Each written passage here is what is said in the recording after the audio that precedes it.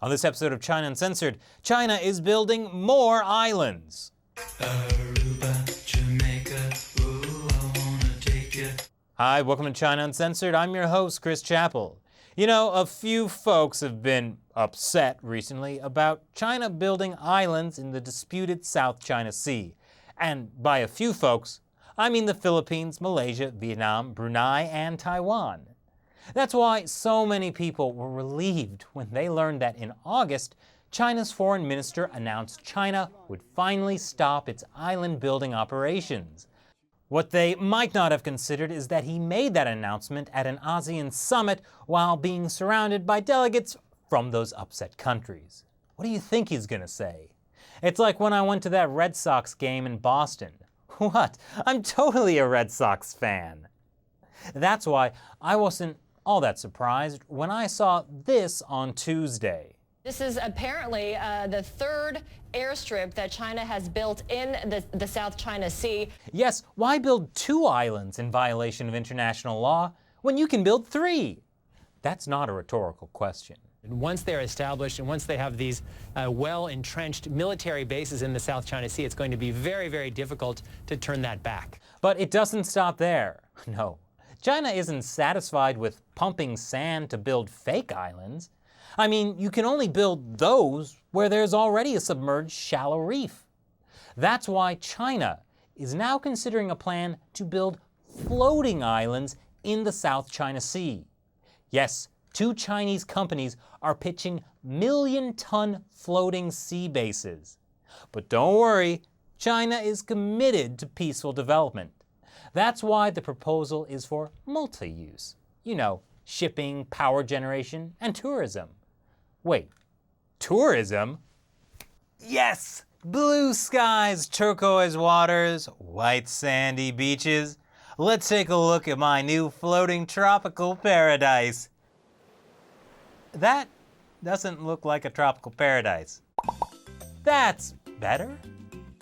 These things are called, I kid you not, very large floating structures, and they are very large. The proposed Chinese VLFSs would be made of semi-submergible hull sections that could be snapped together, like Legos. And the largest piece would be almost 3,000 feet long. That's more than twice as long as the largest structure currently floating on the ocean, Shell Australia's Prelude natural gas platform. And not only that, but according to one of the companies, the VLFSs would also be mobile with the capacity to travel up to 11 miles per hour. Of course, some people are concerned that in addition to tourism, they could also be used for military purposes. After all, compared to a traditional aircraft carrier, a VLFS could carry significantly more planes and supplies. And one design has a runway that's more than a mile long, meaning bigger aircraft could land as well. But come on, when has China ever shown itself to be militaristic? Oh, right. But seriously, how close is China to actually building these floating islands of mass destruction? I mean, mass tourism. Well, to put it in context, China has never even built a regular aircraft carrier. I mean, China does have that old Soviet carrier that they bought and refurbished, but like buying used electronics on Craigslist, it's not without its problems.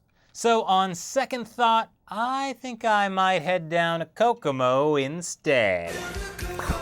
So what do you think? How would you spend a vacation on one of these floating islands? Leave your comments below, and if you like this episode, subscribe for more.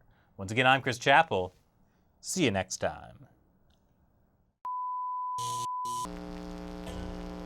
In this footage posted last Friday, a demolition crew comes to tear down these villagers' homes to make way for a new development. But they weren't expecting a guy with a rocket launcher. As I always say, good artists copy, great artists steal. Which means there's no greater artist than...